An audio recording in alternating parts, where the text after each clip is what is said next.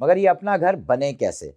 پاکستان کی اکثر سیاسی پارٹیوں نے بھی یہی نعرہ لگایا روٹی کپڑا اور مکان کا، اور اس کو عملی جامہ پہنانے کے لیے عوام کو اپنی طرف متوجہ کیا۔ روٹی اور کپڑا پہ تو ہم کسی اور وقت بات کریں گے، لیکن آج ہم مکان پہ ضرور کریں گے، کیونکہ یہ سب سے اہم ضرورت ہے۔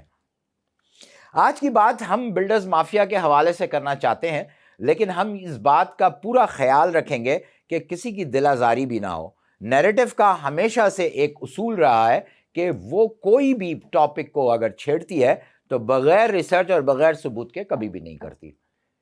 تو آج بلڈرز مافیا ایسا کیا کر رہے ہیں جس کی بنا پر اکثر عوام یہ سوچنے پہ مجبور ہے کہ وہ گھر نہیں بنا سکتے؟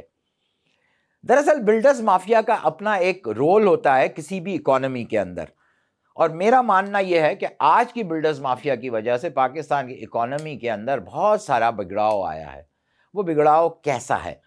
وہ بگڑاؤ اس طرح ہے کہ یہاں پہ 70 کی دہائی میں کچھ اسکیمیں شروع ہوئیں لوگوں کو آباد کرنے کے لیے۔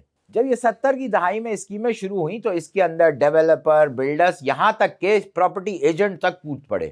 لیکن 70 سے 80 اور 80 سے 90 کی دہائی میں پاکستان کے اندر کرپشن کی ایک بہت بڑی داستان تحریر ہوئی، اور اس کرپشن کے پیسے کو ہم نے بلیک منی کا نام دیا، اور یہ بلیک منی پراپرٹی کے اندر بلڈرز مافیا کے ذریعے ان ہوئی۔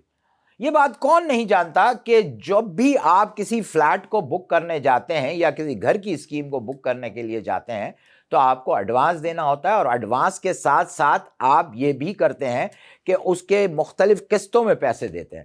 تو عوام کے لیے تو یہ بڑی اچھی ایک بات ہے کہ آہستہ آہستہ ان کی بچت سے ان کا گھر بن جاتا ہے، لیکن کیا گھر ویسا ہی ہوتا ہے جیسا ان کو بتایا جاتا ہے؟ پاکستان میں گھر کی اسکیم شروع ہونے سے پہلے اس طرح کا تاثر میڈیا کے ذریعے دیا جاتا ہے کہ شاید اس سے اچھا گھر جنت میں بھی نہ ملے ان کو۔